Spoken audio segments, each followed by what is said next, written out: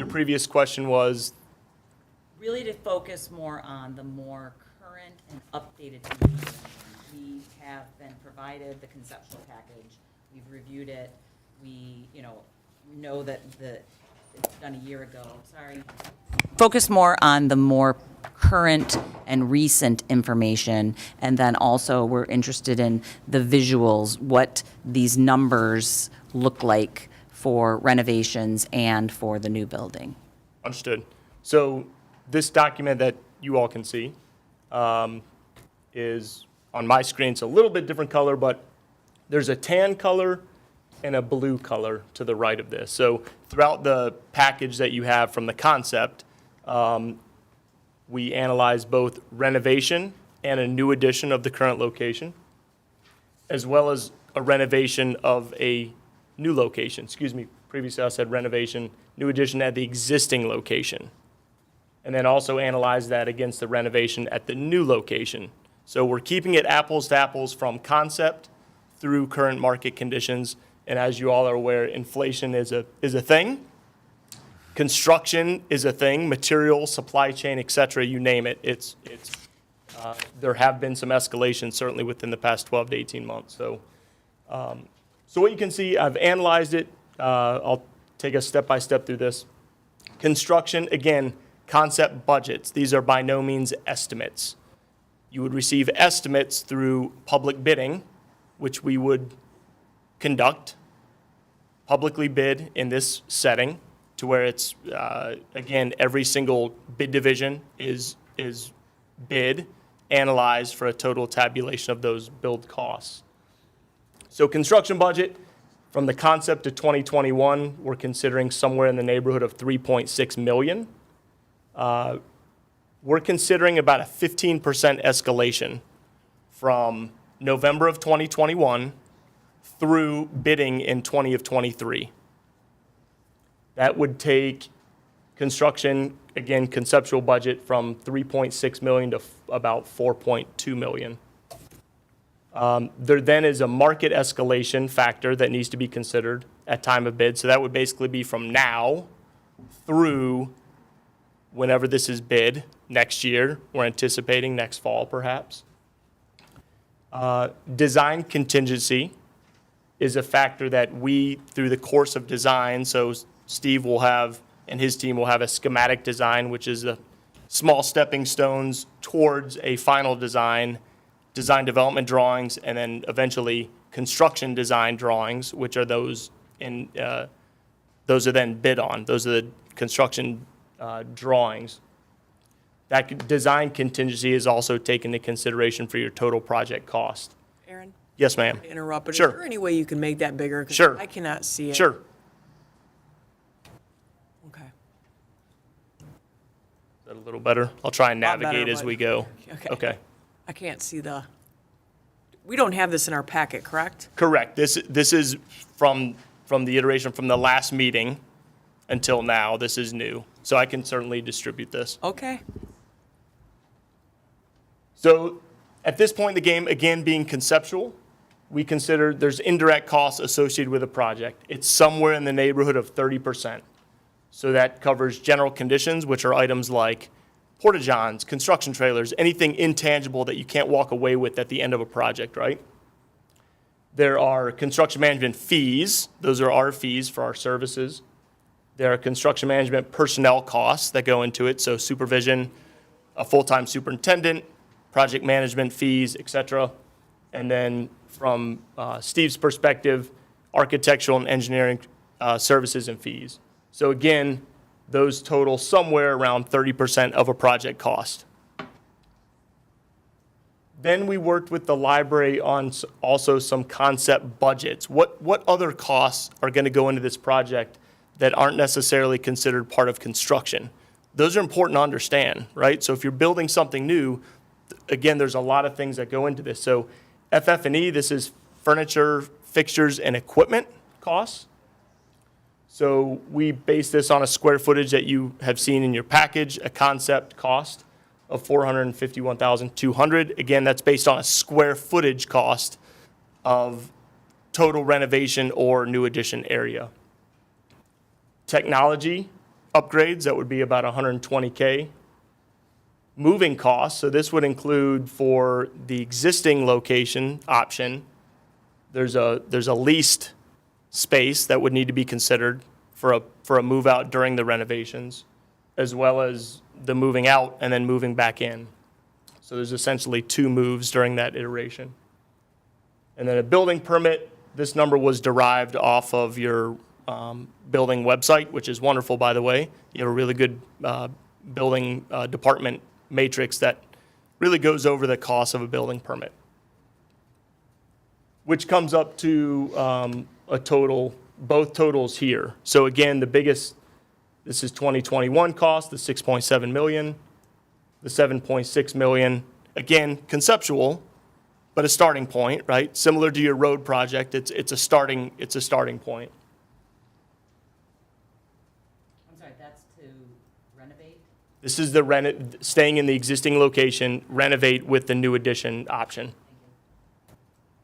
Yeah, we should be clear that that included a new addition, so substantially increasing the square footage of the library going up.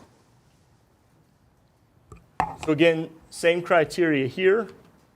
This is the renovation of the potential bank building.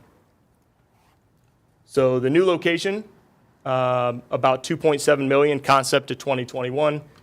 The 15% escalation factor, which is what we're anticipating, at about 3.1 million. We have I gotta scroll back over here, market escalation and design contingencies. So again, those are built into that contingency factor. This is a construction contingency that's carried in both projects.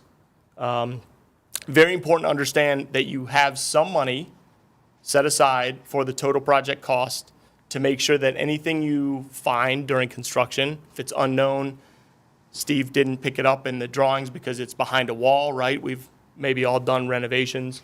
It's important to understand that you have a contingency amount of money that may or may not be used during construction.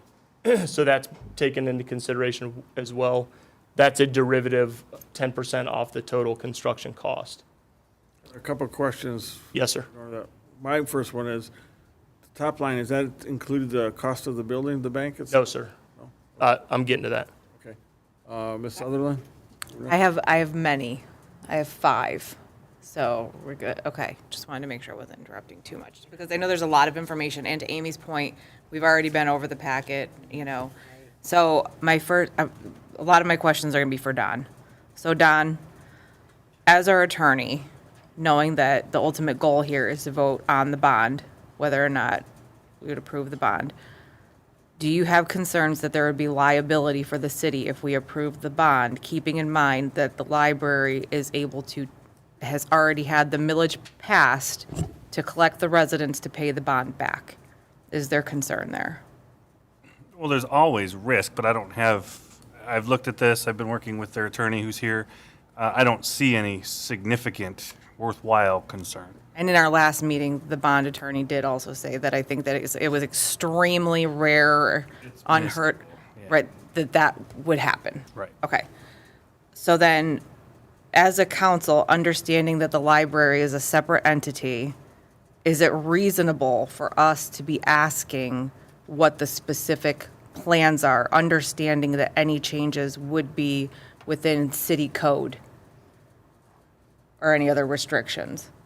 Is it reasonable for the city council to Should ask- we be, is it fair to have such a lengthy duration and these project plans and all of these things coming to us of, what color are the drapes going to be? Are we going to have brass doorknobs? I mean, honestly, if everything is within city code and this is the will of the voters, as far as the schematics go, do we need these specific plans to move forward, or should we have these specific plans to move forward with potentially approving the bond, in your opinion? Yeah, some of that's not really legal, but because the question of should we have this, it's not really illegal. It's more of a decision for all of you. Like, just you From kind of, from a lawyer perspective, there's certainly nothing wrong with asking, Right. because at the end of the day, it's still the city's credit being extended.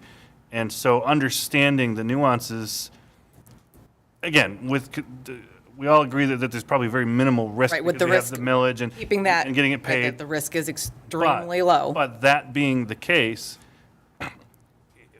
being fully informed of why you're extending the city's credit and what that might look like so there are no surprises in 2 years. That's fair. 4 years, that kind of information is valuable. Now, from a legal perspective, it makes no difference. You know, if lawsuits arose or if something calamitous happened, whether you explored it for 5 hours or 1 isn't going to matter at the end of the day from a legal answer. You know, and this could just be, you know, also me learning, right, being a new member of council, because if I think about millages that are passed for Fraser Public Schools, where they are able to bond on their own, you know, that's not something where they would come before council and we would say, oh, you know, what color are you going to paint the arch? And, you know, how big is the addition going to be? I mean, those are things that they would be within the specs of whatever is within city ordinances. And I should add to my answer, remember,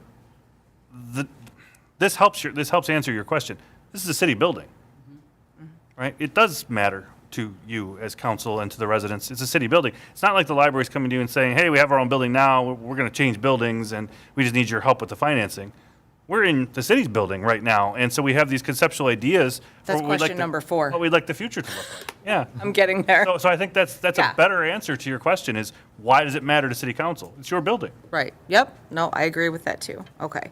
So then, that would bring me to that question then also. So then, because they are currently occupying the city's building, what is their responsibility for the building that they're currently occupying, if we can assume that all general maintenance has been taken care of? Do they have any? Let's say that they just found $7 million on the sidewalk and walked and said, you know what, thank you for the building, but we don't need it anymore. I mean, then is it their responsibility and/or concern, as long as they've been maintaining it while they're in there, of what's going to happen to it after they leave? It's not at all one of their concerns, no. Okay. I know it's our concern, but it's not theirs. So then just in general, as our council, do you have any concerns with the bond approval? And, I mean, the residents have already voted for this millage to give the money to the library, regardless of how vague the language may or may not have been, because maybe there wasn't an exact plan until they knew if it would pass or not, right? Maybe that was by design. So do you have any specific concerns that as we go forward, we should be thinking about or keep in our minds? I have 2 or 3. They aren't major in my mind, but just to be kept on the radar. One would be to speak with our bond counsel just to make sure we aren't overextending. Okay. I don't know that we've ever gotten a formal opinion on that. I think we've gotten some thoughts. One would be future planning for the city-owned building in terms of what, you know, the city council might like to see done with that, or exploring options for it should they decide to vacate and move to a new That'll be building. separate from the bond issue. Separate from the issue, Yes. but still affects you, so it's Right, and on your still radar. concerns, yes. And then I think third would be if they decide to stay, just the transfer of ownership, you know, making sure we do all the paperwork properly and transfer the ownership, and then work with our building department and other officials to make sure they can do their addition properly and have what they need to operate efficiently in terms of parking and space. So those are the 3 things that I think that have been forefront on my mind as we've been working through this. So then, of those 3 things, the only thing that would pertain to the bond is whether or not we are potentially overextending ourselves. Correct. Okay, that was all. Okay. Thank you. Mr. Odell. Real quick question. So if we go through all this, they move to the new building, is there any restrictions whatsoever for us to sell that building if they vacate? Because I think we've done some backs, there's, I mean, does it have to be a government building? Can we sell it, get rid of it, get rid of the liability? My understanding, we haven't done any formal that I know of title history work, title commitment work, anything like that, but no one has yet been able to find anything that binds us to using it for any purpose or keeping it in the family or otherwise giving it back to somebody at the end. No one has found that yet. If that exists, No one seems to be aware of that. So in my preliminary opinion, not having done that thorough homework, that would be just a city asset to dispose of as it deems, Just like any other asset. like any other. Right. So instead of having an empty building, we could sell it, get the money off of it, and use it as we wish. Sell it, renovate it, use it, offer it for use by someone, some other entity. Whatever we want to do with it. And basically, that's Actually, through some of the search of the records of previous meeting minutes, what we did find was some information that, I can't necessarily say that this is concrete, but the building was sold or donated to us and was to be used for a public purpose. That would need to So be whether in- that's a library, a Parks and Rec, So does that Other mean city has to retain ownership, or can we sell it? And we'd need to see the language for that, because if it's not in the actual deed documents, then that may have just been a wish list for the Right. owner, you know what I mean? That's why the back work is so important, the detail work is so important, to understand that title history. Oh, seems like Lorena might know. you need a mic. I have seen the deed, the deed itself has nothing in it about anything. It's just like this is being conveyed to the city, and that's it. There's nothing on the physical deed. I have not seen anything else, but the deed itself has nothing on it. That's a pretty good indicator that there probably is not a restriction. That being said, I'd still want to check to see anything and everything that's recorded against that property for time immemorial, just to be sure we're not missing something that got recorded and we find ourselves in a strange position where the heirs of the donor, 2 generations removed, say, wait a second, that's ours. That comes back to us now. So just to be sure. Okay. Thank you. Councilman Colco. Oh, I'm sorry. Did I have my light on? I guess I did. Okay, sorry about that. All right. I expected you guys to go first. I have my light on. Okay, yeah, because let them go first, because mine is. My question is just related to that. Can I, I was just hoping just to get that more one information part, first. which was, what you said, we did it and no one's found anything yet, but as an attorney, have we as a city done our due diligence to ensure that if we approved this, we aren't binding ourselves and risking a lawsuit for a reverter clause that may be somewhere else and not in the deed? And the answer to that is no, the city has not, nor have they, to my knowledge, done that thorough title company work. All right. I just don't think anybody was there yet, because they don't even know if they're leaving or staying, or they haven't put the money or time into that yet. When would that be done? Well, I don't know that they would ever do it if they were staying. So it really comes down for them to, if we're planning to leave, we need to know that we're able to leave and not leave the city with, a problem. Okay.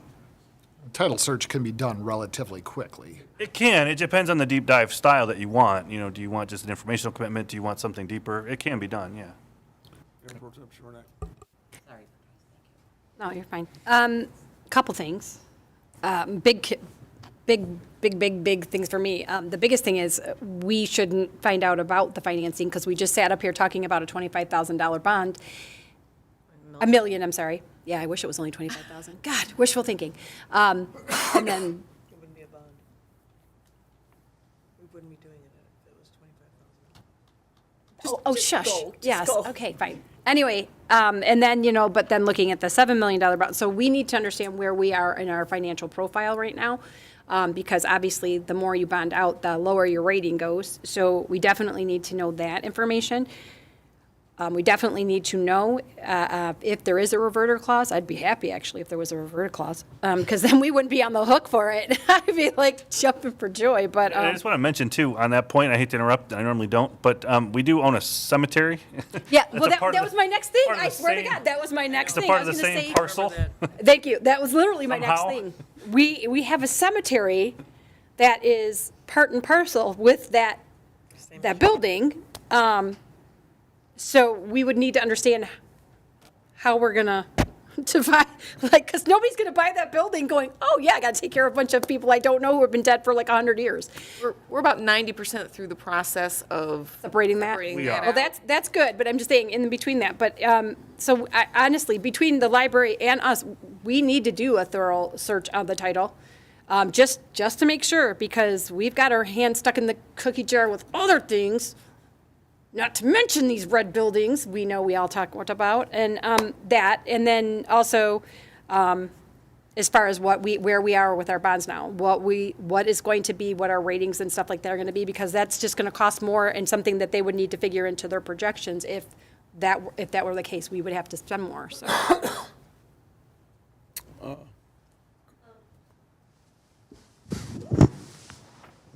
So I spoke with our lawyer. The library would be more than happy to pay for title work, to get a deep dive, whatever, to make sure of stuff. Like, we can do that. Okay? Get it done. Perfect. Thank you, Laura. And then Elaine, can you find out as far as the financials go, our bond rating and everything? I mean, I know where our bond rating is now, but where we are and what that would look like? If everybody would be in agreement, okay. I just think that's super important. Simple to do, yeah. Yeah. I don't think it's time Councilwoman consuming. Sutherland? Okay, sorry, just one more time, because I think we kind of went back and forth on a couple of things, so I just want to make sure it's extremely clear. $25 million bond that we were talking about earlier, we're talking about doing a special assessment, right? Where we would have to increase taxes to get that money, and we can't pay it back. The voters have already spoken on the millage. It's being paid back. Taxes are going to come in, whether the library uses them in the next 7 months or the next 20 years, that money is going to be coming in to pay the bond back. So we're comparing apples and oranges there. It's not the same thing. No. I don't think you understand that how that works with bond rating, though, in our financial Well, I'm not picture. talking about the bond rating. I'm talking about just the ability to pay back the bond and the That wasn't the risk. question. That wasn't the question, though. That's why Okay. I'm not trying to. Okay, nope, Yeah, that's go not the ahead. question. The question is because it's just like credit cards. You max it out, your credit rating goes lower. A lot of people don't know that. The capacity that you have, the ability that you have to borrow, it affects your credit. It affects your credit scoring. If we have all these projects we want to do and we have to bond out, we have to think about the big picture. We have to think about the big credit picture. Okay, so like I use this example all the time. If you have 5 $1,000 credit cards and you max them all out, you are at max capacity, is going to drop your credit score. I guarantee you 90% of the people don't know that.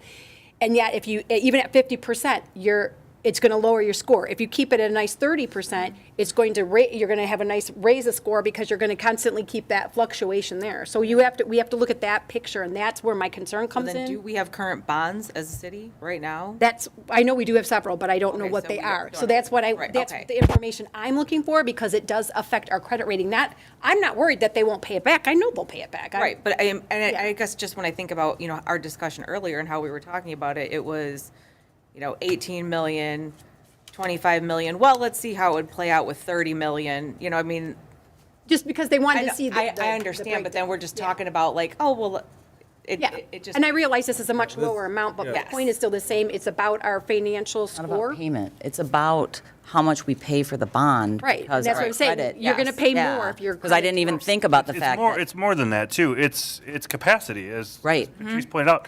Cities have limits. You can't just keep bonding Right. to the moon. I mean, you have a number, and I can't say tonight what that was, but I know when we met with, I think, were you part of that Zoom with the bond council? I don't know if you were on that one with me. It was just you maybe and Scott. The bond council was very comfortable with their proposal and that we weren't going to max out, but didn't know about the 25 million Right. potentially for the roads. And I thought they said that maybe the roads had some kind of distinction that wouldn't have but we just need to know that information. That's all. That's the only reason I That's- raise it. Yeah, exactly. And it's our job to do due diligence. Yeah, definitely. So then earlier when I was asking just about potential risks, then that would be an additional potential risk or concern, maxing out then. Yeah, it wouldn't be a Concern. risk. It'd be more of Concern. a we approve this and then all of a sudden we don't have two of the 25 million we wanted for the road. That's not really a risk. It's more of a we would just have to pivot. Okay. Or capacity. And then the other thing, I just don't, I mean, I don't want to end up, with having any issues with having the old building on our hands. either. Right. But I just want to make sure that the issues aren't getting tied in together, that it's the responsibility of the library. Oh, no, I- Because I it think it's seems the like that kind responsibility. of just, No, It's our responsibility, but that's got to be Right. part of it. Can you finish your thought? I'm sorry. You don't want it to, it's the library's responsibility for what? that That we'd have basically that they would building. have to maintain or stay in that building because we're concerned that there's some sort of reverter clause or that there's going to be some sort of potential risk to us if they went out. Because I asked the question of Don is if the library found $6 million laying on the ground and they decided to leave, would they be able to just up and do that without asking us? And the answer was yes. I got it. So that's what I'm just saying, like, it, Right. we can't look at it as, that being a potential. Can't hold a I don't look at it that way. It's looking at the consequence, if we allow this, what we are left with is that. And now, how do we handle a building when we don't have money? So now, do we have to bond out for the repairs? Can we sell it? And everything we do has consequences. Yeah. That's how I'm looking at it, is it's not, we can't force them to stay, but Right. we also don't have to make it easy for them to go. Right. I mean, not to, I've said that right to you. That's the reality. That's the decision we have to make. We don't have to bond for you to buy another building. I'm not saying we will or we won't. We don't have to, Right. right? And in all of the conversations that I've had with their attorney, Mr. Hogan, I don't think we've ever talked about it, but I don't know if we should explore, and it may depend on how you feel tonight. Should we explore the library trying to find a successor for that building so the city doesn't have to worry about that? If the library wants to leave, could they find the replacement for it, or could they find a buyer for it that they could bring to the city as a potential option? We just haven't talked about it, but it just crossed my mind as you were talking I about already that. heard of people who want to buy it. Well, the first we heard they even wanted to move was a month ago, so it's not like we've been debating this for 6 months. Councilman Colacott, do you have a question? Yeah, I'm ready now. Sorry. I wasn't ready. I'm sorry. I wasn't ready. So Don, I have a question. So are you saying that city council does not have a fiduciary duty of transparency with regard to where this money goes? Oh, no, no, no. Okay. Not at all. It's, Okay, I just want to make sure, because it. Absolute transparency is important. What I feel like is being alluded to that, Yes. okay, because I want to make sure I know where the money's being spent and if it's being spent, in a reasonable fashion. So I'm just, I think that was where our questions were all going as it relates to where the money's going to be spent, how it's going to be spent. I do have a couple questions about the actual millage, but I will save those for later, because I didn't really want to interrupt your presentation. We have, sorry. Yeah, I A lot of questions. those are the questions I had. I had something else, but I figured I would just wait. But so you're telling me then, as city council, even though it was the library millage, that we have a fiduciary duty to make sure that we can show transparency with regard to where the money is going to be spent, how it's going to be spent for the residents. I think that's absolutely true because it's the city council's, the city of Fraser's full faith and credit behind it. Got And it. Just because we have a funding source, that doesn't mean that it can just be spent extravagantly or freely at the risk of, the city then being on the hook for something. Or approve the bond and just Yeah, have it fade haphazardly. off into the But I think that fits just fine with what we talked about earlier, is that knowing the details doesn't have to mean knowing the blinds and, Oh, sure. the I don't cosmetics, think anybody's see that in here. suggesting that, but- wallpaper versus paint. I think, don't think that- Being yeah. a bit hyper. Yeah, but transparency is absolutely important. Okay, Good visual. thank you. I don't think we discussed that yet. We won't be discussing that. No, I'm no. giving you back the floor. Please continue. I can comment on that further if you'd like, the transparency component, how our business is really 90 to 95% of our work is in the public sector, so K-12 schools and libraries. So from the onset of bidding, open book, it's all publicly bid, and we have a cost control measure that you as a city council can see, surely, right? So it's all open book. It's all transparent. We spend public dollars. We know that's how important that is, and that's the way we operate. So I'm at the tail end of this. None of the dollars change on the other owner items here with the furniture, the moving, again, from the 2021 conceptual budget to now, with the exception of, to your question, Mr. Mayor, the list price of the current property has fallen from last year, 2021, to now. So the list price now is 1.151 million. So the totals are provided here at the bottom. Again, Can you read 20 those? I can't. 2021 was about 6.3 million, and current, we're projecting about 6.8 million.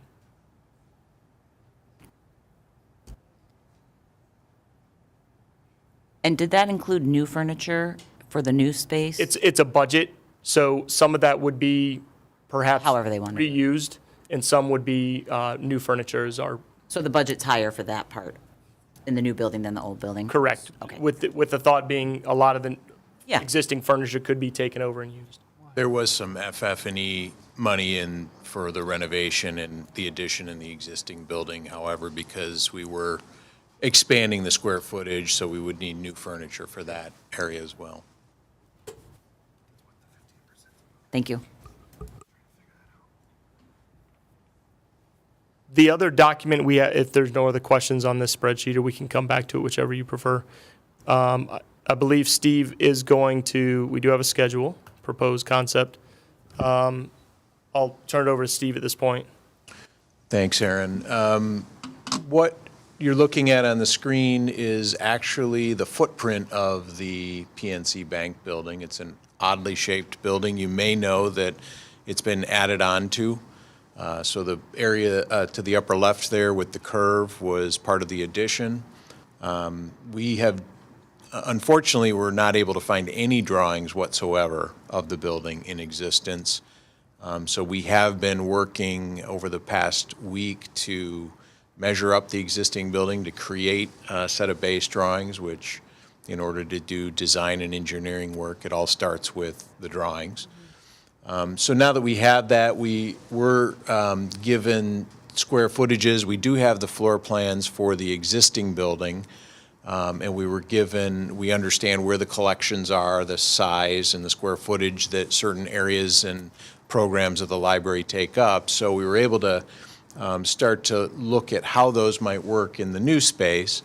One of the things that we had expected and were pleased to find that indeed we are able to expand because of the survey that Mr. Burley referenced earlier. There is deficiency currently in the size of the library for the service area population that it serves. And so growth for both programs and different specific spaces that the survey said it needed was an opportunity in this building because it is larger. It's a larger building. I think the real estate listing says it's roughly 12,500 square feet, not including a sizable basement that's at least 2,000 square feet. And then there's also a second-story space. But we anticipate that the administrative areas are going to be able to have at least 30% more space than they do today with this new space. The adult collections are going to have at least 25% more space. Children's area would have at least 40% more space. And then we would also be able to introduce some programs and program spaces that the library just doesn't have currently, both on the upper level and on the main level, and then some tremendous amount of storage in the basement. The other thing that this property offers that the library just doesn't have now, and because it's landlocked, doesn't seem like that would be an opportunity in the future, is room for outdoor program use. So this additional property has significant amount of acreage that could house multiple types of outdoor program area. It's got significantly more parking, and because of the additional space, there's room for at some point down the road they needed to expand the building, they would be able to do that without going up, which tends to be very expensive. They could actually grow out to add to the building if need be. You also notice on the left that there's a drive-through window, which certainly spurred by COVID. We found that many libraries, they obviously did curbside pickup, but many of them, because it was so popular and so many of their residents and users used it even after COVID waned, we've put in quite a few drive-through windows in existing libraries. So because this is just sitting here waiting to be used, they've got a great drive-through already. So that's, we thought, a pretty nice feature that the public would love. It's got a great entrance towards Utica Road, and oriented towards the corner. It's got another entrance existing from the parking lot, and then I could go on and on. There's a lot of cool things that we're anticipating that we can do with this space, both interior and exterior. But that is where it stands today. It's a high-level conceptual plan, but that's how we anticipate using and allocating the spaces for the library. I'd be happy to answer any questions. What would you do with the outside? Anything? And like, there's the historic dates on the top, or is there any plans or discussion on something like that? Well, we recognize that it's a special building, particularly the original building, and so we want to do everything we can to be respectful, not only respectful, but also celebrate the history of the building. So we've done other projects with historic buildings, and what we tend to like to do is move it more towards a restorative place, maybe where it was closer to when it was built, and kind of celebrate the history of the building, while also not trying to confuse the public. We're going to make it clear that this is the public library, Fraser's Public Library. So we can do both, and what better place to have a public library than in one of the historic buildings in the center of downtown. So we would have minimal impact on the existing historic structure. We probably would want to do something on the entry that's towards the parking lot to maybe create an overhang or canopy to try and keep the weather out, and also give a visual indicator to the public that make it clear that that is the main entry and that they are entering the public library, that this is a city institution.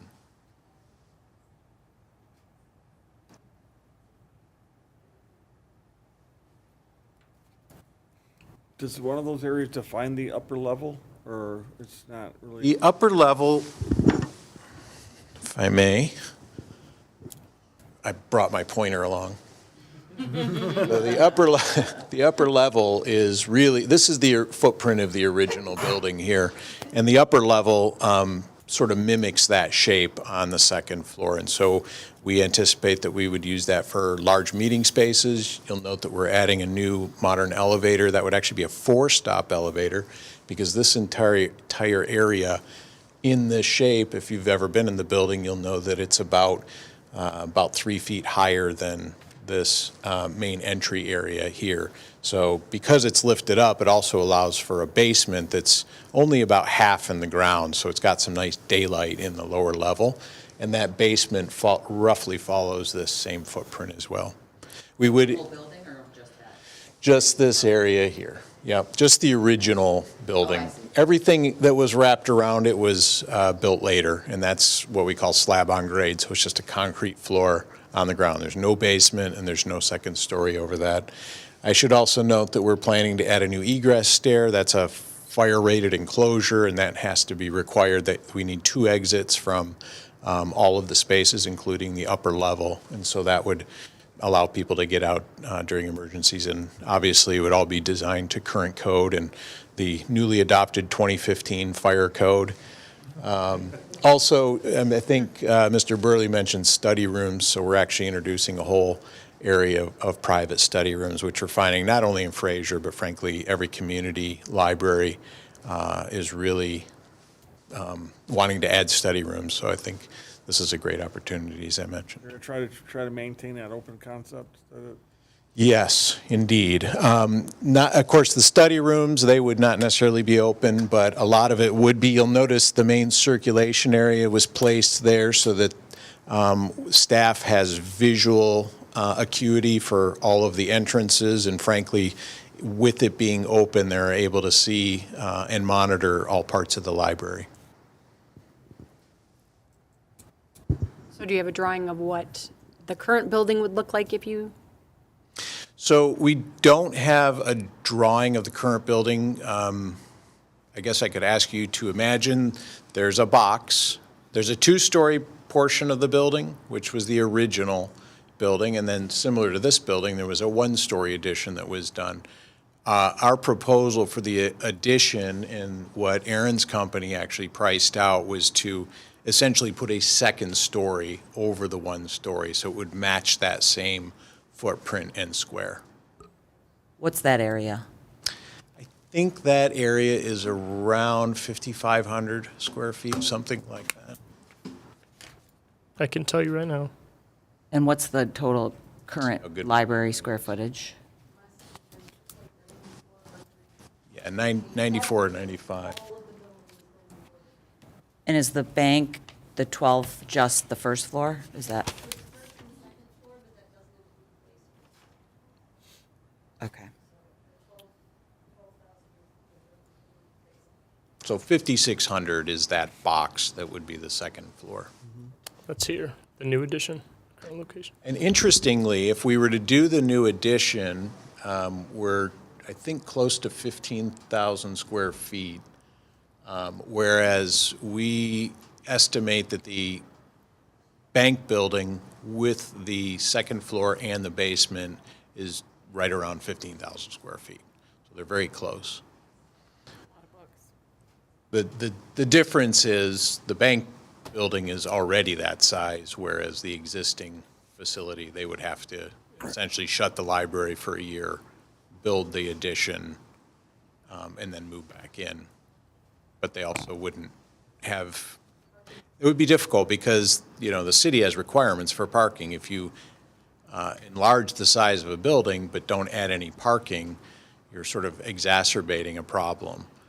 So there's challenges with parking. I had mentioned the challenges already, but so you can solve the square footage problem, but you can't necessarily solve the land problem with the current location. Councilwoman Baranski. Is there any asbestos in the bank? I didn't see a line item for asbestos abatement. The library is conducting a survey now.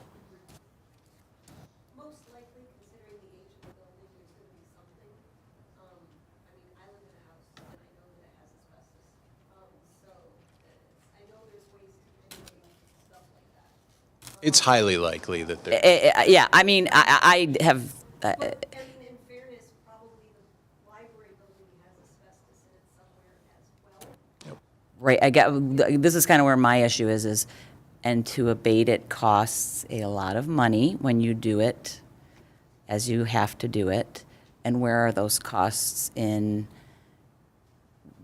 both proposals? So some of that is wrapped up in the design contingency. So those are both 8% and 10% within each category. But you could hit that without asbestos in a project. Well, we wouldn't.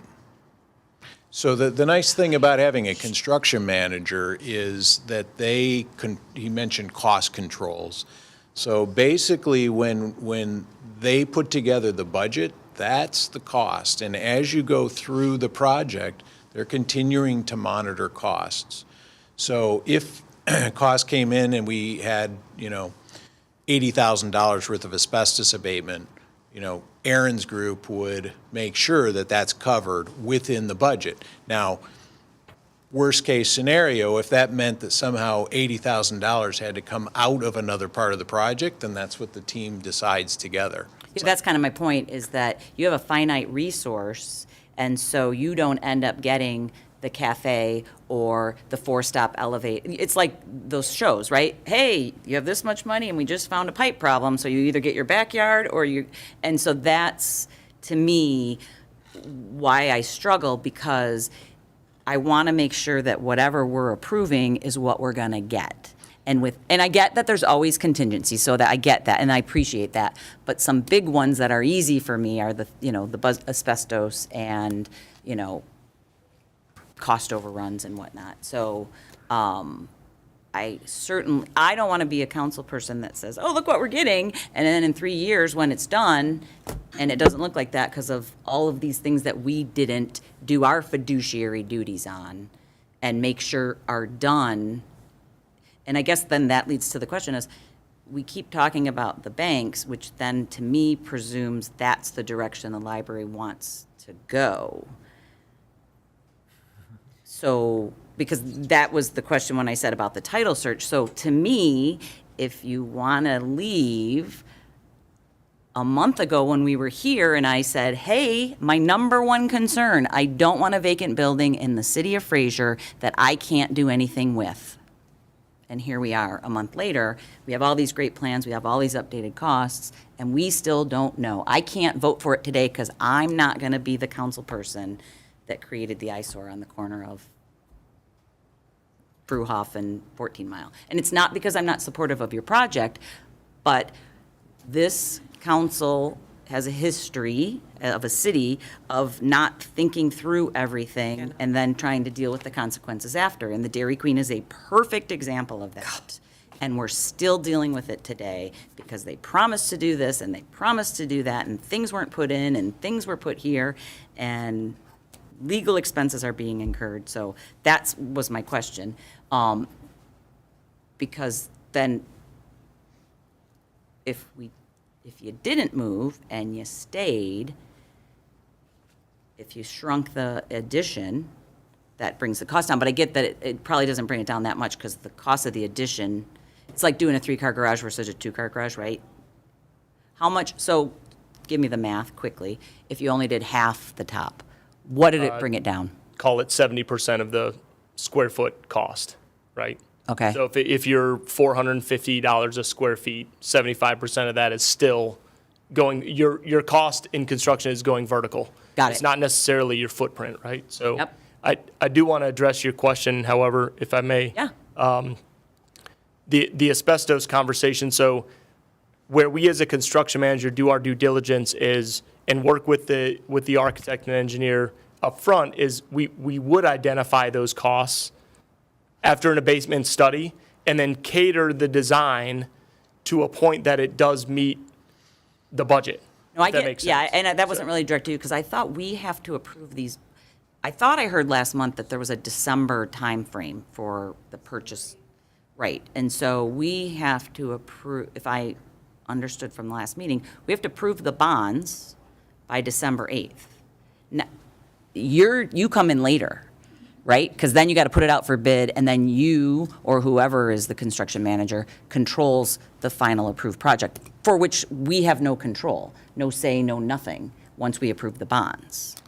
So I'm not focused, I'm not by any means, I know you're going to keep it tight, because you got a budget, and that's it. And then the contractor, it's like, too bad. You didn't do it, you misestimated it, it's on you. So I just so you understand. Understood. That's where I was coming from, is if by December 8th, we have to make a decision, you know, how much, and so my other questions, and they're not probably directed to you, how much of a tax base are we losing on on the bank building if it sells for 1.1 million from another business? Because once the library, that was another question I asked last month, did anyone do that assessment? These are revenue that we're losing if the library goes over there, and it's not what they're currently paying, because they're not paying it based on 1.1 million. I'm assuming they paid much less. I don't know. Did anyone do that?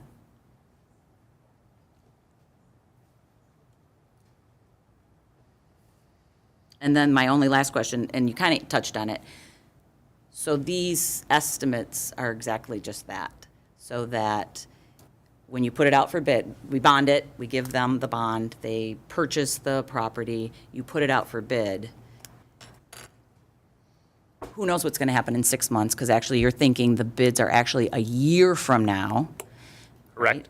And so if you follow the naysayers and the doomer and gloomers, it's not 15% cost overruns, it's 50% or whatever, you know what I'm saying? So there's no guarantee that they would be able to even get with the bonds what they want. Is that fair? So a couple things with that.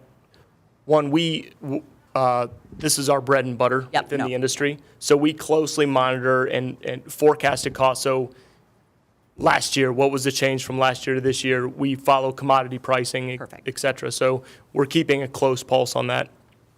Secondly is through the course of design, working with Steve and his team, we could create alternates. For instance, maybe there's an alternate of the cafe, right? So if bids are favorable at time of day and you're collecting the low cost from the painter and the low from the HVAC and the low electrical, and you add all those up, you may have alternates that you can consider based upon affordability at that time. I see. So and that's, it's prudent to do that, so that day of bid comes up, oops, you're over budget. That is the worst thing that you could have happen in our industry, and we're experts at not doing that. Perfect. So we're forecasting enough to make sense of that, and also planning our work in a manner that it does account for favorable bids. And if we can afford at time of bid, that's analyzed, level of importance, and either accepted or not accepted at that time. Awesome, perfect. So don't take offense to this question, because it's not, I don't know you, I don't know your company. I will tell you, my daughter's majoring in construction management. I'm literally going to make her watch this meeting. She's going to kill me. Wonderful. But you're doing a great job. My question is, I know as the city, we can't just hire, I don't think we can just hire a contractor, right? Or a construction management company. Is the library have different rules that they can just do that? Or did you have, you know what I'm saying? Like, I'm just trying to understand the process. I cleared with our lawyers. Okay. That we don't have to, like, for things like this. Yep. We don't have to put it out for bid. Can you take the microphone and can you then, because then my follow-up question is going to be, what made, you already kind of hit them, but what made you pick them? Okay, so, We understand. okay. So, yeah, I spoke with the lawyers about that. Once the millage passed, I was like, okay, what happens now? Like, can I contact people that have worked with us already, that we can move forward and do stuff? Or do I need to somehow put stuff out for bid for a project that I don't even have the whole thing for? And the lawyer said, it looks good when you put it for a bid, but you don't have to do that. It's not a requirement.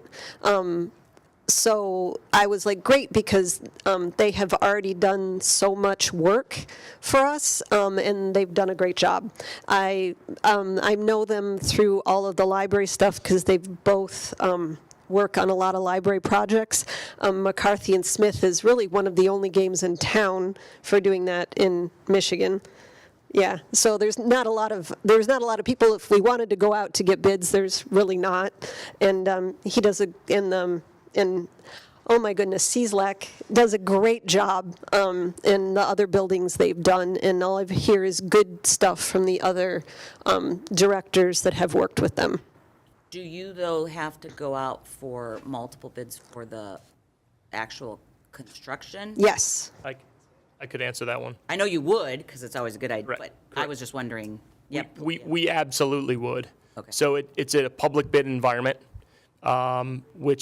so following the design and budget, tailoring all of that, we then go out, public bid, it's issued, anyone and their brother can bid, right? We typically have a grouping of people that follow library work, because it's a little bit different from, you're not building a Dairy Queen, right? You're not building an office building, you're building a library or renovating a library. So we then publicly open the bids. Staff from the library is present, Steve is present, anyone from the public can sit in. We then conduct thorough post-bid interviews to make sure that it's not necessarily the low person. It could be, it's the low qualified bidder. After those post-bid interviews, we then come to, most oftenly, to the library board and you as city council to present an award recommendation for each contractor, each bid division of work, as it's separated for a total project cost. Oh, so that's good. So Don, we would get a say then in who the contractor is, since it's our credit? I didn't know that. That Sure. gives I a don't lot of think we comfort. do. Did you guys know that? I don't think we do. I don't think we'd get a say in anything. I think after the bonds are sold, that's it. In the sense that you're like a creditor of the library, like a bank has some say in what Yep. happens with its money. You have it in that sense, if that makes sense. Yeah, no, right. Well, yeah. So we as the construction managers are being hired to beat with all due respect, the experts. Oh, no, 100%. In that arena. But however, we do provide you as council and the library board a recommendation, a letter of recommendation on who we are recommending for that contract award. But ultimately, it's up to the board to approve all of those contractors. That's what I thought, but just when you said that, not, if you were paying attention, we pretty much tried to take our vendors' experts' advice. But Understood. I didn't think we had a say, so when you said that, that triggered me. Okay, I think those are all the questions I have at this point. Thank you. Councilwoman Kolka. Thank you, Mayor. I have actually some questions about budget. So where's the other money, like, that you're going to need yearly to run the library? Where is that money at?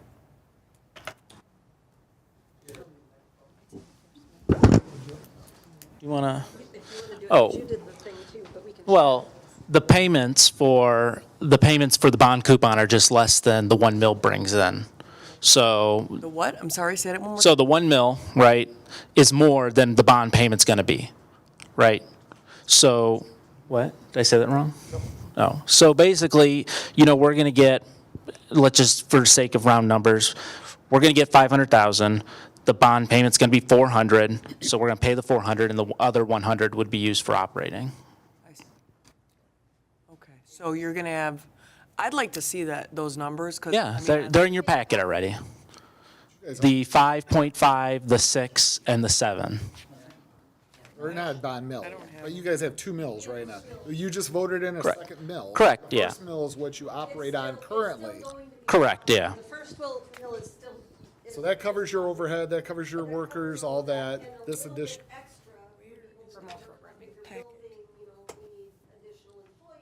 Programming. We're going to do more programming. We're going to do more programming, utilities, all of that. So the additional would come from that. But we still have our original mill, which, I mean, we're making work right now. So, Got to pay for parking, cleaning, yes. because it's no longer a city building. We don't get. Well, we already pay for that right Oh, you now. do? We already pay for all the lawn maintenance. We already pay for snow removal. We pay for all of that stuff already. So, I mean, the difficult time will be if we do buy the other building, we're still going to have to, well, then we're going to have to clean both for while stuff is in construction. Not to cut you off, but, so are you guys under a lease now? That was, No. Are you done, Amy? you guys keep triggering wonderful questions. I'm sorry. Go ahead, Susan. There's no lease agreement? No. There never I'm done now. Okay. There never was, but go ahead. I'm sorry, where in the packet is it? It's at the, well, I know I printed it, so it's the very back portion of our stuff where it has some of the bond info here. Can I come up? Is that right? Yeah, please. You may approach. All I have is like 8 pages. Sorry, I printed your entire packet and I was like, oh my goodness. Oh, this never is do our that. new That's a bad idea. So, like, it starts here. It looks I like stopped doing that. this. I care about Oh, the I see what you're saying. So Okay. this is the bond. I have seen that. itself And the repayment, and down here we have like our notes on the bond stuff. And then the last 2 pages is a write-up of all of our stuff. Okay, So, and then you go to the last 2 pages, which is a write-up of that's all not what was in No, it's in the that. actual council. Yeah, it's in our actual packet. It's Yeah. the last part of that. So. Okay. Yeah, you're good. Yeah, I did see it. I just getting there. I just printed it off, what I got. Thank you. Okay, so moving on, I do have some other questions. Okay. So have you talked about, what the projected maintenance is going to be for this particular project over the next 20 years, knowing that this is a 20-year bond? I'm confused. Yeah, can you, Yeah, so you have more space, right? You're gonna have more space. It's gonna be an older building if you move in. I'm just gonna, either way, right? The utilities are gonna be more things may need, additional, your expenses are gonna increase, right? I mean, Well, your yes, square footage correct, is gonna yeah. increase, your expenses are gonna increase. Where is that gonna come from? Is that still coming from the bond, or is that gonna be coming from? Budget. That will be coming from the millage, both millages, because we have the original millage, and then we have the second millage, which is more than it's going to cost to repay the bond. So it should be enough to cover everything, unless, like, it's something that would affect everybody in the world happens, but it should be fine. Is the original one millage bond like in In perpetuity? perpetuity. It is, okay, all right, I didn't know that, so, Yeah. okay, thank you. And I think actually I am done, because, yeah, just go ahead. Councilmember Bell. Okay. I want to get to a yes on this for you guys, okay? I think it would be a great jewel downtown. Take a historic building, make it something useful for years and years to come. The renovations will make it state-of-the-art versus very old. There's a few questions we got to get answered. I think to get to that absolute yes. And we need to give you a homework assignment, basically, because I want to get there. But, I mean, first off, we got to do that title search to see if there's restrictions on the city on the building. My view is I'd like to, if you guys get into the new place, I'd like to sell it, get rid of it, get it off our books. It's nothing we got to maintain. It's somebody else's problem after that point. We want a new taxpayer in that building, preferably. So, but we need the title work, correct? And, I guess what else does council need specifically? Because they got to vote on this. You got to have an answer by us on the bonds by next council meeting. Is that Correct, yeah. After the. At the next council meeting. So we got to have those questions answered. So I know that's the number one thing is the title. What's that affect the building? Who else on council has a specific thing that they need to get? Credit rating.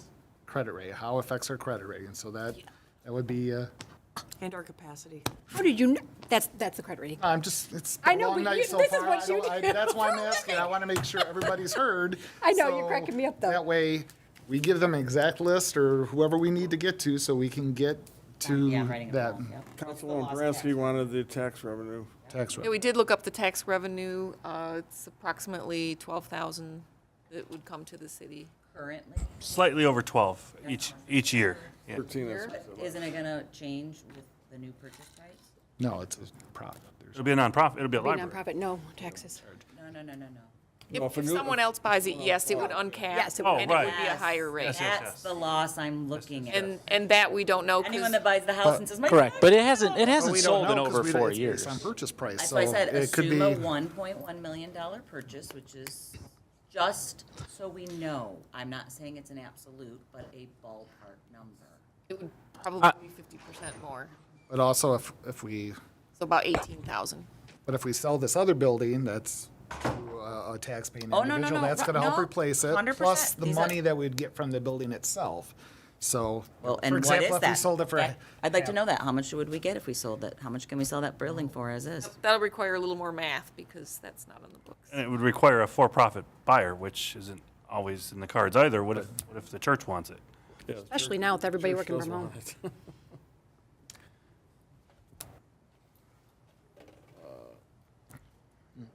But if you sell it for, let's say, just ballpark numbers, $500,000, cut that over 20 years, Yeah, no. it's- I'm with I don't think it's a complete loss of revenue. It's not, it's market, okay, so still. All right, so what other, Councilwoman Kolka. Thank you. So in this organic conversation that we're having, maybe we should talk about a rec center. Could we turn that in, what? I was just gonna say, can we be the planning commission and put contingencies on it? Well, no, I wasn't gonna suggest that, but, I was gonna say that there is also some vacant land right next door to the senior center as well, that we could put a new building on, instead of buying the bank. There might be something to consider, I don't know, but, or allow a facility that could house both the Oh, I see. library and a rec center in that space. I think that, could be explored. If you guys want to move and you're looking at a bigger space, and we've got vacant land that the city owns, maybe that's something we should, and we need a rec center, because we can't hold recreation facilities in the senior center, and that's been one of the biggest gripes that everybody has had. I think it would be great. I mean, we could do it all in one capsulated, maybe we could even expand, I don't know what the CB, whatever you call it. The CBDG, I need to write it down really, because I don't remember. Last I heard, that was a wetland area, and that's why the city's why we never can't built do on anything it on it. before. It's wetland now? Yeah, that's It's why the designated wetland. The building had to stop, the senior place had to stop there. Yeah, Yeah, so you can't, nice play, but it won't work. Just the that's why it's, bank is that's why it's to it stopped. to make the downtown area potentially Centrally located in But- more Fraser. appealing. I don't necessarily disagree with you. I'm just trying to find a way that it's not The new so construction. expensive. New construction would be a lot more. Super. I don't think it would. I mean, it costs more to renovate it than it does to purchase it. That to me is, Yeah. that's an issue. Library, You saw that, hello, it costs more to renovate than basketball court in the old buy. library. He There just you go. showed us that empirically. 2 birds, 1 stone. Yeah, there you go. And we did search to see if there was any vacant land there's no vacant land in Fraser that's big enough. To hold that. No, that's fine. I figured that. I mean, I know that I heard from the representatives from Kyle that said that you guys did look and try to find something a little bit more comparable.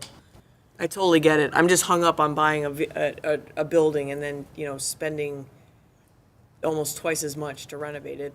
That's my biggest hang up, because I get it. I understand where you're coming from, but, it's a hard pill to To put it swallow. in perspective, the senior building was $2 million, and we just spent almost $1 million just to put furnaces on top of it.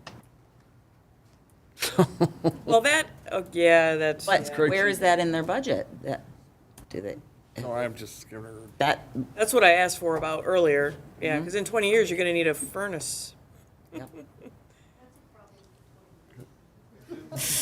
I know. Councilwoman Sutherland. Okay, the last thing I'll say, I promise I'll make it quick. Yeah, you would just use the fund balance. But I would also say, as just residents of Fraser, we all have the ability to go to the library board's meeting and tell them exactly what color drapes that we would like and what we think, and the doorknobs and the no, thank you. fences, and, but Have I'm fun with just. that. I just did No, my kitchen. I don't care what color. Don't care. It's hyperbole, but. Is it? Yes.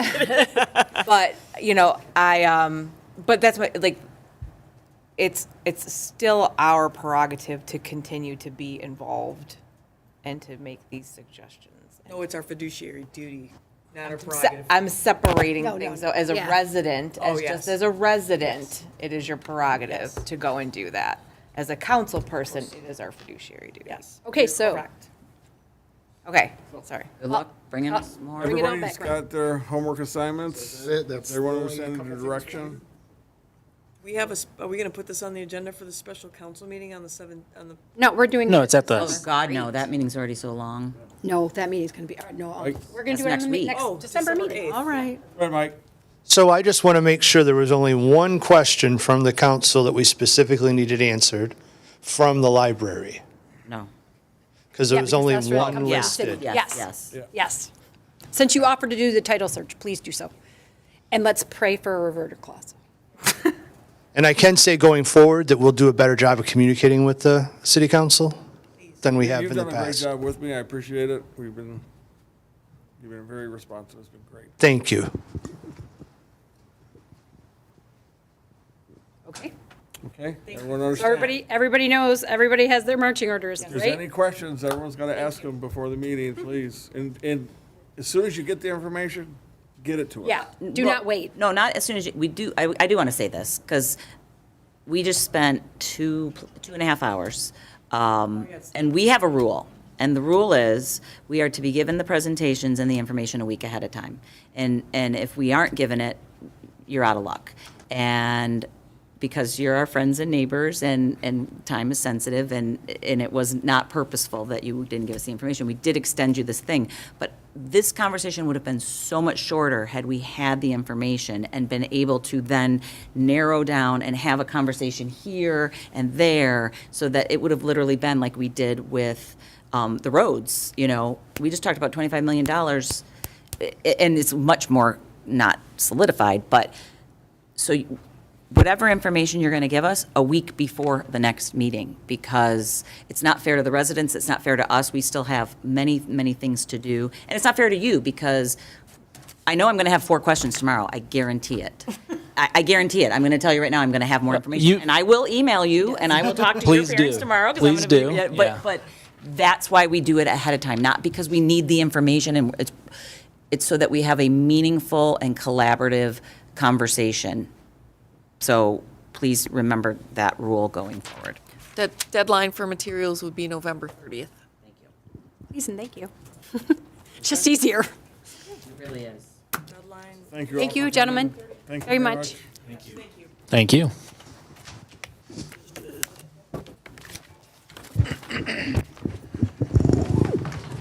Report of city administration, Keep this brief. Levin? Just want to remind everyone, we have our special meeting next Thursday. That's for the interviews for the attorney and engineering. Everyone gets scared. Everybody walks out like, Budget to make that door quiet. Like, that's what we have to fix. Every time you walk out, everybody's like, what, what? Was it me? Was it me? Yeah, so the special meeting next Thursday. Want to remind everyone, with Veterans Day tomorrow, the city office is closed. We've been working with PNC Bank now that interest rates are going up to work on boosting our investment portfolio. I'm still working on some of the detail for IT issues as far as Zoom and everything that we have going on in these meetings. Obviously, continuing to have problems with Zoom. We had complaints from department heads that were trying to listen in that it's delayed, the sound quality is poor. We have our Zoom contract through to March, so I certainly can just see extending it through to March, but I think when we get to that point, we might want to consider letting Zoom go. It was very beneficial when everybody was on Zoom, but now that we have this pseudo connection where, you know, part live, part Zoom, and then we have all of the other things that complicate it, it really makes it more dysfunctional and slows our meetings down. And it's really not, I think, adding a lot of value to the people on Zoom that really can't hear it. You know, we've had numerous complaints about it. As far as the election, we had over 3,000 absentee voter ballots that were issued, and we had about 60% of the people that voted. So it was 60%. Yep, just under 60%, I believe. So huge for midterm elections. So thanks for everyone for coming out, voting. Very important. That's all I have. More report of mayor and council. You get to go first. Okay. So, first, I just want to say Happy Veterans Day tomorrow. Thank you to all those who have served, including my resident veteran, my husband Jim, who was in the Army. So thank you for your service. Good job to the Goodfellows. They had their spaghetti auction this last weekend. Sorry, Patrice, if I'm doing it again and I'm saying everything you're going to say. But anyway, they had their auction this past weekend. It was a lot of fun. They raised a lot of money to make sure that no kid in Fraser goes without a Christmas. So thank you so much to them for doing that every year. It was a fantastic event. Speaking of Christmas, we will be having Christmas in Fraser on December 3rd. The hours are escaping me right now, but I want to say it's 5:30 to 7:30. That sounds something like that sounds right. Your band will be. And the Fraser Band will be there. If anyone's looking to volunteer, please let us know. We're always looking for volunteers. We are going to have live reindeer there this year, so super excited about that. Santa will be there, and then another addition this year is we've reached out to a lot of our local downtown businesses to participate. So we will have like a walking path around the city where the businesses will be, maybe giving out a little trinket, or they will be passing out, not hot chocolate, but, they'll be doing something, right? And then the residents can get a punch card, and if they visit all of the participating businesses, they can be entered into a raffle to win a gift basket. So we are Christmas in Fraser, bigger and better this year. So hope to see you there on December 3rd. And we'll have another meeting next week. In case I forget, happy Thanksgiving. Councilwoman Bransky. Yeah, I just want to follow up with regard to the Goodfellows. They are currently open for applications for families and encouraging families to apply that need assistance. We aren't getting as many people participating as we would like because we have such a great community support. So I'll make sure that the city has information about that as well. So you can contact the city, you can contact any council member, contact the Goodfellows. They have a Facebook page. They will be at various locations to sign families up. And it's a very easy process and really a good organization. Also, through December 1st, our local public safety officers are participating in the Pigs for Wigs charity fundraiser. So they're sporting facial hair. They're paying $50. And the city and the donations are going to go to Maggie's Wigs for Kids. The city is collecting cash donations. If anyone wants to participate, they can go to the police station or the public safety office. They'll accept cash. On social media, on Facebook, there is a link if you want to make a donation to the Pigs for Wigs charity fundraiser. It's now through December 1st. Also, I just want to tell a really quick story. So my daughter is away at college, and she came home last weekend for the first time. And she's driving up the driveway, and we're excited to see her, and we give her a big hug, and the first thing she says is, "Oh my gosh, you got new park signs. They're amazing." She's 20, so for her to say that, I want to commend the administration, and I did tell Mr. Ragsdale this, good things come to those who wait. And that is an example of where we got the right signs and they impacted a 20-year-old. And every time I see him, I walk by and I get a lot of praise for it. But the fact that that's the first thing out of her mouth and she hasn't been here since just really validated it was worth the wait. So I want to thank everyone that participated in that process. And then, happy Thanksgiving to everyone and have a wonderful night. Thank you. Councilwoman Colco. Thank you, Mayor. I just want to wish everybody a happy Thanksgiving, and I know we have a meeting next week, but the Christmas in Fraser sounds amazing. I hope you all go. That's it. Thank you. What was said has already been said that I would have to cover, so just happy Thanksgiving. Just hope everybody can spend time with their families and enjoy the holidays, and good health to all. That's it. Ms. Blanky. Tomorrow being Veterans Day at the VFW, there is a ceremony at 11 o'clock in the morning. If you have a flag that needs to be burned, because that's the proper way of getting rid of a worn flag, you can bring that. And so happy Veterans Day to all the veterans. Patrice. Anyway, I wish you all a happy Thanksgiving and have a blessed day with your family. Thank you. Mayor Pro Tem Schornick. So don't forget to buy your paper from the Goodfellows, because you all forgot that. And usually it's cold, so, for the people who stand out there selling papers, and plus the papers are so cute because the kids put in, and they even put all the grammatical errors and all the spelling errors in there, so it's just very sweet to see what the children, have to say to Santa. So I love the papers, and I love what they stand for. And then, of course, the Baumgartner Museum will be having their open house on December 4th from 1 to 4. I've been told they have very reasonably priced, awesome Christmas decorations for anybody still looking. As well as they will be handing out candy canes and hot cocoa, and Santa will be there for pictures.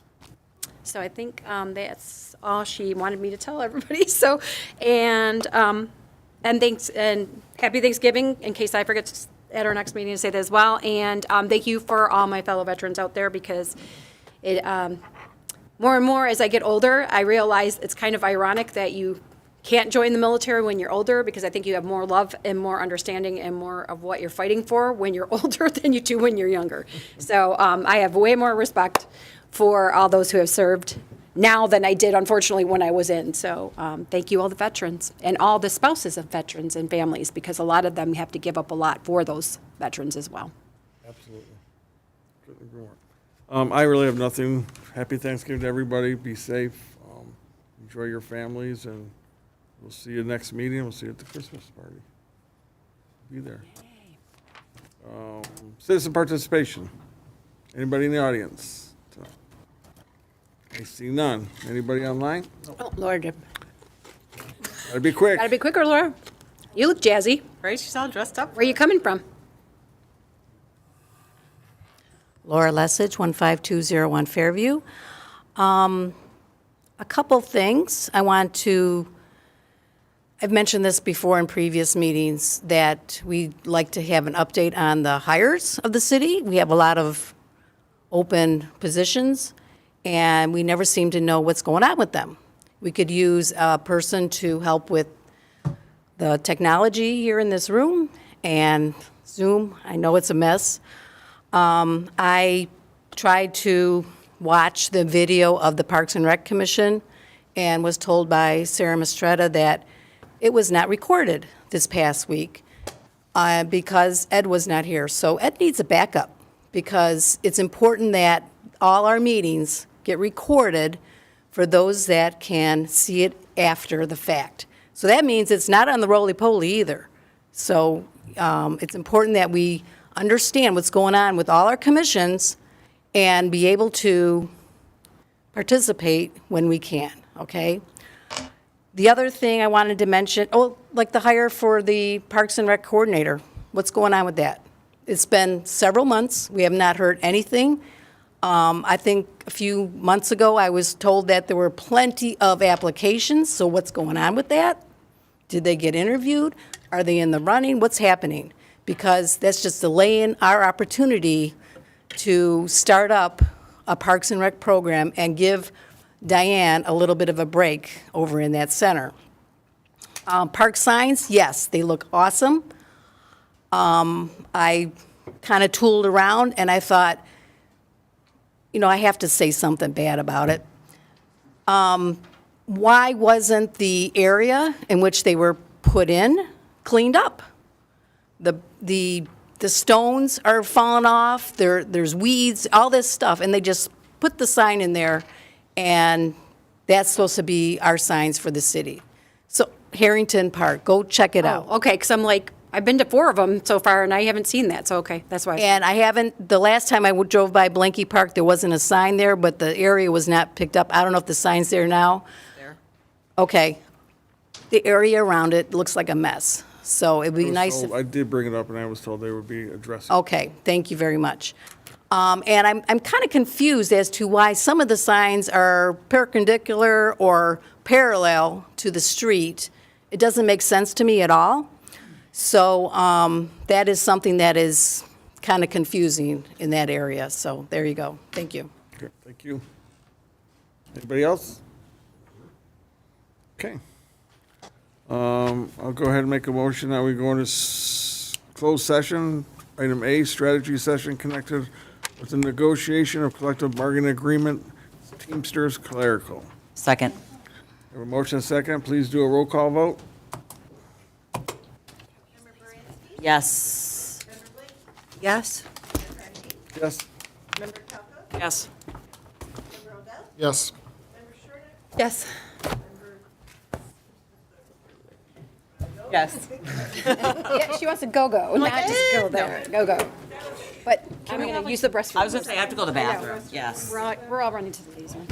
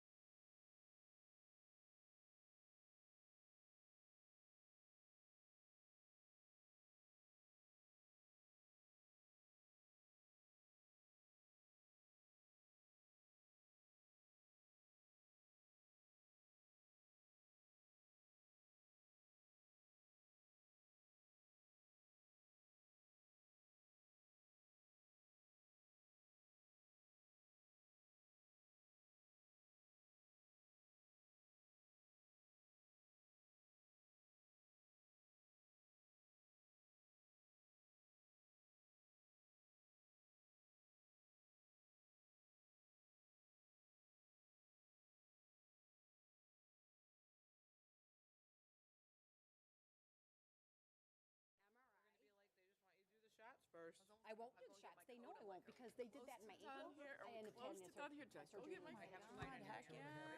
Well, no, that also. Not gonna pay my warmer outside. Well, and because I have such a bad reaction to cortisone.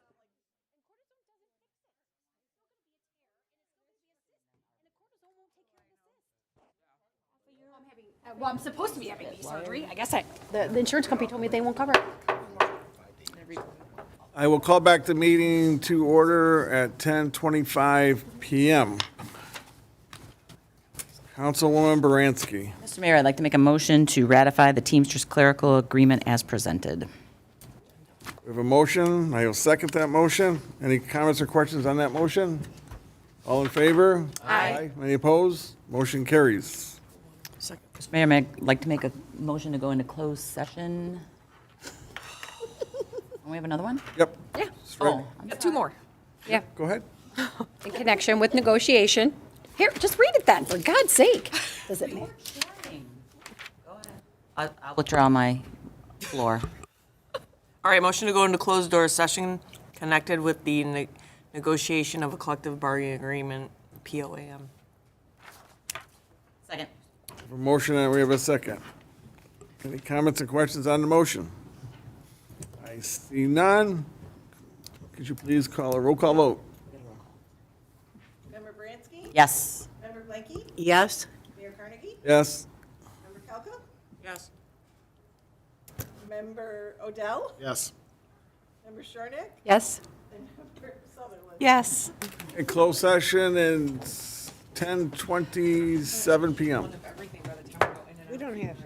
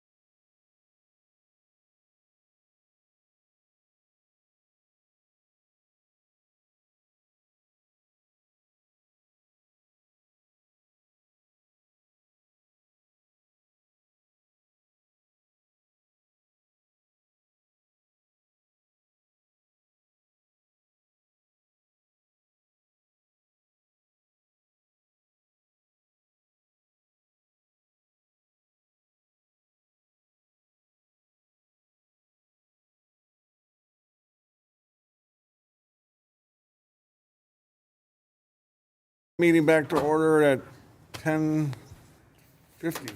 Motion to adjourn. No. We got one more. Motion for a closed session. Motion for a closed session to Oh, we discuss the do. sale of Oh, dear. property. Okay, Yeah. okay. It'll be fast. Second my motion. We have a Second. motion, we have a second, go back into closed session. For what? Motion to the third discuss thing. sale of property. Sale.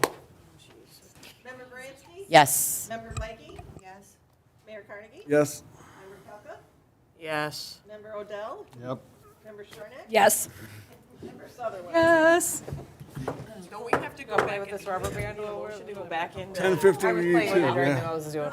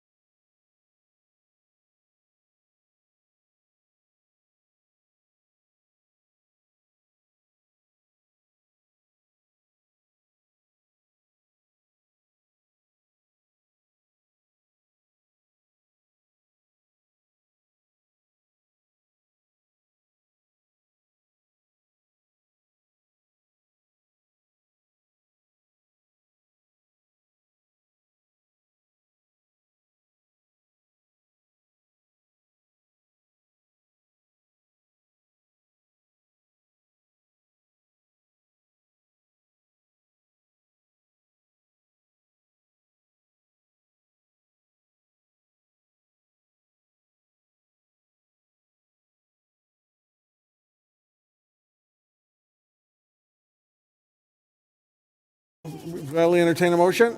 Motion to adjourn. Second. Second. All in favor? Aye. Good night, everybody. Reese made it, Amy seconded it. Discussion on that one, too.